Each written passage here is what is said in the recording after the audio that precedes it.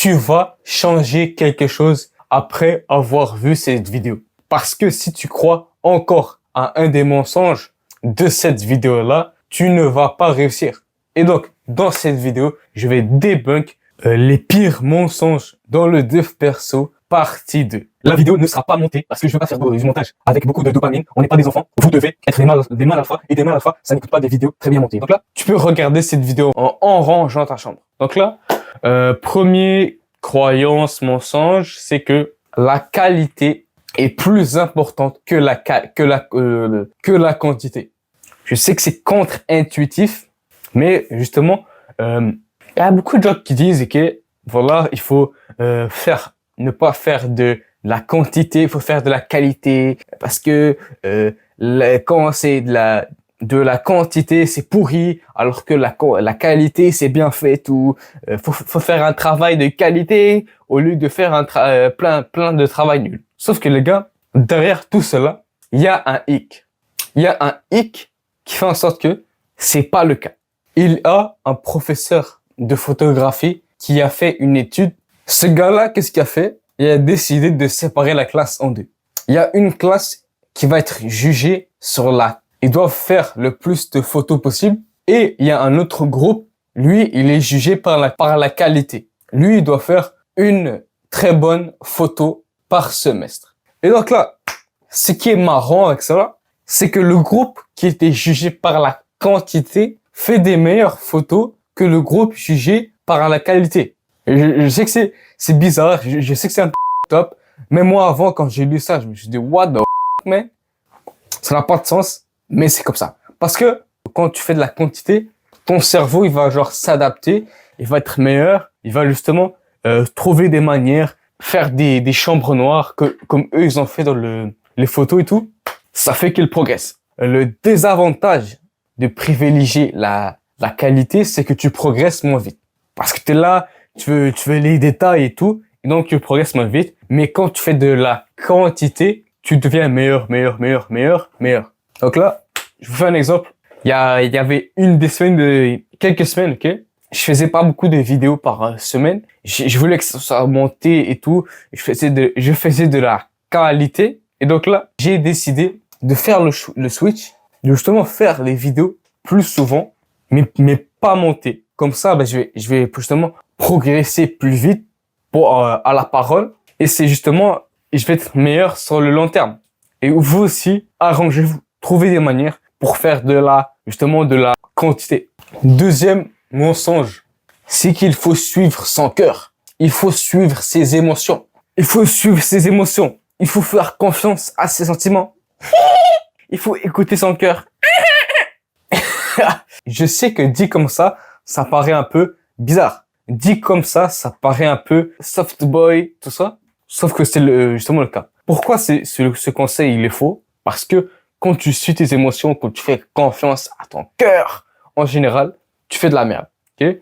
Ce matin, j'ai fait confiance à mon cœur. Pourquoi? Parce que je me suis réveillé plus tard. L'alarme a sonné pour 16h45. Oui, je suis fatigué, j'ai mal à la tête. Je me suis réveillé 1 heure plus tard. Est-ce que je suis fier de ça? Quand tu suis tes émotions en général, tu fais de la merde. Pourquoi?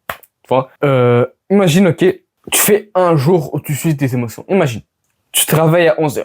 Tu fais quoi? Tu scrolles sur TikTok. T'as la flemme de prendre ta manette pour jouer. T'es là, non, j'ai la flemme de jouer, je vais rester sur TikTok.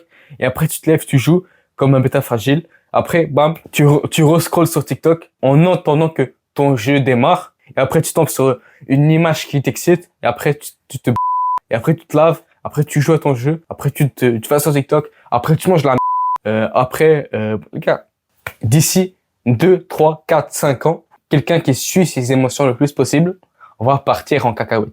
Et les gars, ça ne s'arrête pas là. Les émotions, en général, ils ont tendance à s'adapter. Dans le sens que si toi, tu suis le plaisir, tout ça, tu vas ressentir moins de plaisir pour les mêmes choses. Dans le sens que si t'es le gars qui est habitué de scroller sur TikTok, de spin, de jouer aux jeux vidéo, pour toi, ça c'est la norme. Quand tu vas faire face au travail, à la vie dure, t'es mort. Ça va être chiant sa race. Tu vas souffrir. Et par contre, si t'es le gars, par exemple, que le gars, son quotidien, c'est de ramasser des pneus, de faire les champs, de suer sur la chaleur, pour lui, ça ne va pas forcément être toujours chiant parce qu'il va s'adapter. Et quand ce gars-là, tu vas juste le dire, voilà, taffer sur un business, le gars, il va focus. Il va avoir envie de taffer sur un business. Parce que pour lui, il a été adapté justement à la vie dure. Quand tu fais des émotions, tu t'adaptes à la vie facile et donc ça fait en sorte que tu as moins envie de travailler. Simple. Hein? C'est incontestable. J'ai testé ça. En général, quand tu suis tes émotions, t'es pas heureux. À part, ok, voilà, si t'as une passion, t'as un business que t'aimes bien et tout, que t'es passionné par ce business-là, ok. Comme par exemple là, parfois je faisais un business de merde qui faisait chier. Et là, justement, c'est plus en accord avec mes valeurs, ce business-là. Donc là, ah. Là, je fais les photos pour les miniatures. Bon, on s'en fout. Troisième mensonge. Ouais. Troisième mensonge. La liste est longue. 2 secondes. Troisième mensonge, c'est de croire que la discipline est supérieure à la motivation. Mais oui, mais Anas, t'as dit qu'il faut pas suivre ses émotions.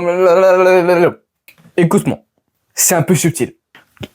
Il y a beaucoup de gars, ok, ils disent que voilà, faut suivre, faut être discipliné, faut pas compter sur la motivation parce que la motivation c'est instable et que la discipline c'est stable.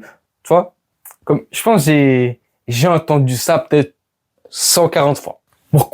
Pourquoi ce conseil il est caca, ce mensonge c'est flop parce que de un, la motivation n'est pas aussi instable qu'on pourrait croire. Par exemple, ok, imagine il y a un mec, il va à la salle, lui il veut aller à la salle pour le respect des hommes, l'attraction des femmes, la santé mentale, la confiance en soi, tout ça. Lui, il veut ces choses-là. Donc il va à la salle et après 4 mois plus tard, mais oui, mais Anas, la motivation va disparaître, ça va disparaître, il va avoir la flemme. Il va avoir la flemme, Arnas. Non. Est-ce que 4 mois plus tard, est-ce que ce mec-là veut encore l'attraction des femmes, le respect des hommes, la santé mentale, la confiance en soi? Oui, il n'a pas changé. Il veut encore ces choses-là. Donc, logiquement, il va encore être motivé de s'entraîner. Parce que la raison pour laquelle il s'entraîne, elle est encore là. C'est logique. Et deuxièmement, pourquoi c'est faux? C'est que les gars qui te disent qu'ils sont disciplinés, ils ne sont pas vraiment disciplinés. Les gens qui ont réussi, deuxième raison pourquoi c'est faux, c'est parce que les gens qui ont réussi ne sont pas uniquement disciplinés. Qu'est-ce que je veux dire par là, ok? T'as des gars, ok, c'est des milliardaires. T'as des mecs, ils peuvent se payer des dizaines de milliers de maisons. Ces gars-là, ils peuvent s'acheter n'importe quoi. Ils peuvent même acheter des pays. Bon. Et ces gars-là continuent encore à travailler. Donc, t'as des mecs, ils peuvent s'acheter des pays, des hectares, des dizaines de milliers de maisons. Mais ces mecs-là continuent à travailler. Pourquoi? Parce qu'ils sont motivés. Parce qu'ils aiment ça. Leur travail, ça, il a un sens. Okay? Et donc, les gars, le désavantage à cela, c'est que le gars qui n'est pas motivé, qui fait ça parce qu'il est pas motivé, juste parce qu'il est discipliné, il va se faire dépasser par le mec qui est, lui, plus motivé que lui. Parce que le gars qui est pas motivé, qui est juste discipliné, peut-être qu'il va travailler, il va tricher, il va dire comme quoi il a travaillé, mais alors il sait qu'il n'est pas très productif, mais il dit ça juste parce que il veut avoir travaillé. Il n'est pas vraiment motivé à faire ça.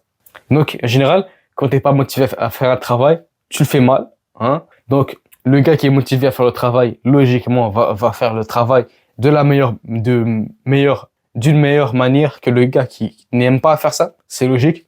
À la salle, quand il y a un exercice que t'aimes pas, en général, tu le fais mal. Par contre, le développé couché, tout ça, t'es là, t'aimes ça, t'es là, tu contrôles et tout. Alors que le squat, tu vois, c'est un peu croche et tout.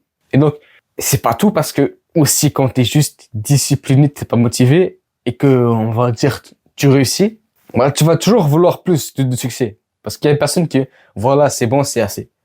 Tu vas toujours vouloir plus de succès. il faut que tu travailles pour maintenir ton business. Mais toi, t'aimes pas ton business. Donc, t'es un peu comme dans une prison.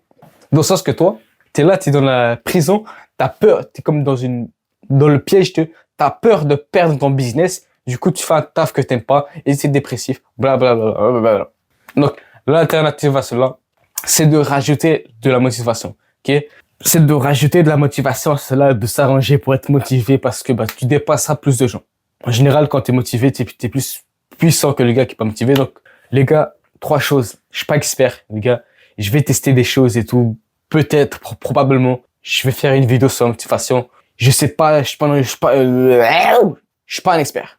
Donc là, première chose à faire pour être motivé, maîtriser votre envie de conquérir. Donc, exemple, je sais pas moi, toi, t'es un bêta fragile, tu travailles le matin, t'es là, tu scrolles sur TikTok, t'as pas envie de taffer, après tu scrolles, tu tombes sur un TikTok d'une fille de ton âge qui te plaît, et cette fille-là, elle a comme, je sais pas moi, 20 000 likes sur la vidéo. Toi, t'es là, t'as le seum. Oh non, mais la fille a plus de statut que toi. Du coup, t'as le seum et tu te sens mal. Après, tu te dis, j'aurais dû travailler. Ou je sais pas, par exemple, t'as pas envie d'aller à la salle aujourd'hui, t'as envie de jouer aux jeux vidéo parce que c'est la saison 4 de Fortnite. Et après, demain, tu sors dehors, tu vois un mec stock. Toi, t'es là avec ton casque, tu regardes par terre. J'aurais dû aller à la salle. Tu vois? Et justement, et ces choses-là qui nous motivent et qui nous font dire pourquoi j'ai pas travaillé. Tu peux justement te les rappeler quelque part. Tu peux faire un mur, je sais pas, mettre un mur ou je sais pas quoi quand tu travailles, tu peux faire genre une affiche dans ta chambre où t'écris des raisons pour lesquelles tu travailles, qui te motivent vraiment. Et justement, t'as pas ce genre d'effet que je veux travailler. Bref. Par exemple, j'ai trouvé un cheat code que je viens juste de tester. En gros, j'ai vu que j'avais peur de voir le temps passer vite. Et quand je vois que le temps passe vite, ça me motive à travailler. Du coup, ce que j'ai fait, c'est ça. Là, on est le 4 mai, donc chaque fois que c'est un jour passe, donc le 5 mai, je coche. Chaque jour après le 4 mai, je vais cocher. Pour qu'après, je me rappelle et je me rappelle du fait que le temps passe vite et que je travaille et tout. Et que je sois plus, et que j'aille justement plus la pêche. En vrai, j'ai testé. Aussi, les gars, maîtriser son identité, dans le sens que maîtriser son image de soi pour justement être plus motivé, parce que quand tu t'identifies comme quelqu'un qui fait des bonnes actions, des bons trucs, les gars, tu vas justement faire beaucoup d'actions. Tu vas être très rapide dans le dev perso quand tu changes ton identité. Et donc, comment le faire? Je suis pas un expert, mais j'ai une méthode qui marche plutôt bien. C'est genre ça, ok? En gros, tu vas traquer tes habitudes de même. Donc là, moi, j'ai mis 4 habitudes. Et entraîner ma voix, lire du Coran, méditer et faire du journaling. Et donc là, ce qui est marrant, c'est que à chaque fois que, si par exemple, pour la méditation, si je médite, allez, 1 seconde, j'ai médité, ok, je coche. Même si les gars, méditer 1 seconde par jour, ça va rien changer de niveau dans la concentration, tout ça. Mais dans l'identité, tu vas justement t'identifier comme quelqu'un qui médite chaque jour, qui fait ça chaque jour, qui est comme ça, qui est comme ci. Pour le sport, par exemple, je sais pas si t'as mis chaque jour faire 30 minutes de sport, 45 minutes de sport.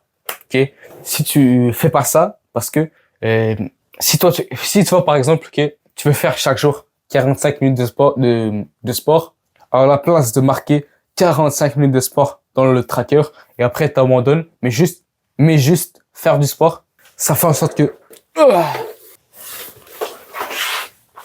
si tu fais juste un push-up, t'as fait du sport, t'es fier de toi et justement tu seras motivé à faire plus. Et donc troisième chose pour être plus motivé, faites une détox de dopamine parce que c'est logique, c'est neurochimique.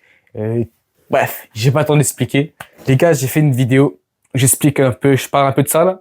C'est une vidéo qui parle de la dépression. C'est une vidéo qui est récente, donc va la chercher. Et j'ai pas le temps ici. J'ai pas le temps ici. Les gars, je suis parti où? Je suis parti partout. J'ai pas limité au sujet. Je suis parti loin.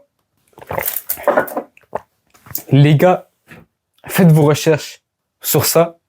Je vais aussi faire mes recherches et et probablement faire une vidéo sur la motivation, tout ça.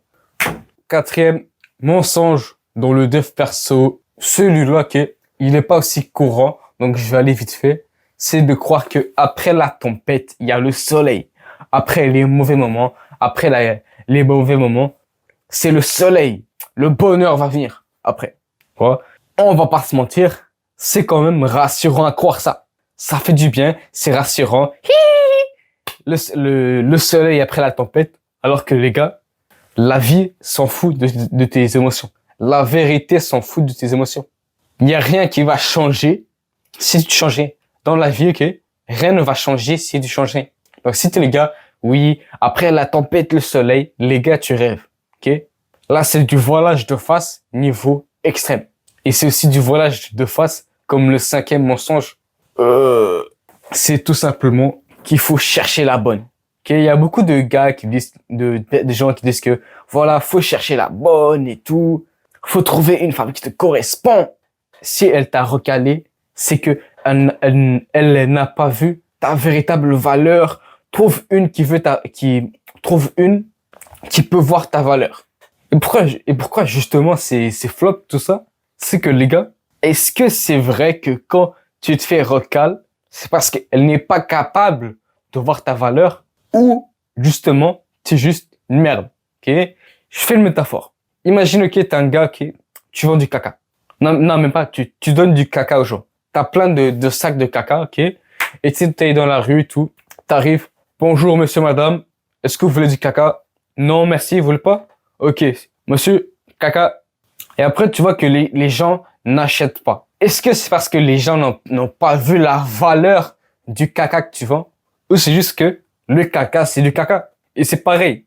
Au lieu de chercher une femme qui veut ta valeur, augmente ta valeur.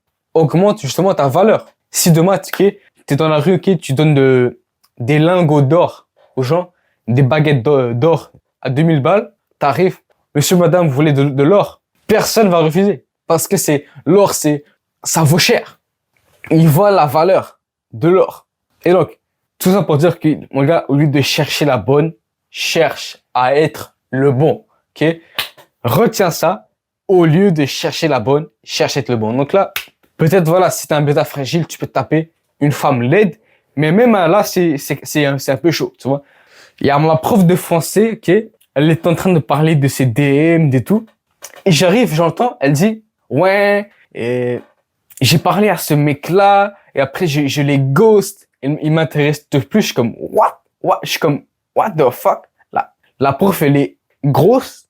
Comme elle n'est pas juste en surpoids, elle est obèse. Elle recale des mecs. Elle ghost des mecs.